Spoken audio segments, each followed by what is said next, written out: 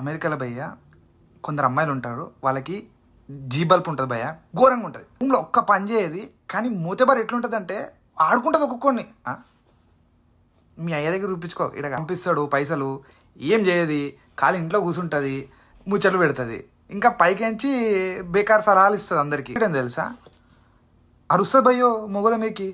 ఆడు తప్పు, వాడు సంబంధం లేని దాంట్లో కూడా గుసాయించి ఉరుతుంది. యాటిట్యూడ్ పిల్ల అనుకుంటుంది, కానీ ఏం ఉండదు ఆడ, అంత డొల్లా. అందరు ఉంటారు భయ్య, ఎదుటోడికి మంచి డ్రెస్ వేసిండా ఆడు మంచిగా ఉంటేనే మాట్లాడిస్తుంది, లేకపోతే అసలు ఆయన ఎట్లా చూస్తుంది అంటే ఇట్లా ఇట్లా ఇట్లా తీసి పడేస్తుంది. ఏమనుకుంటుంది అంటే నేను యాటిట్యూడ్ తోడు పోతే అందరు ఇట్లా రెస్పెక్ట్ ఇస్తారు అనుకో, దీన్ని బేకార్ లెక్క చూస్తారని ఎవరు తెలియదు.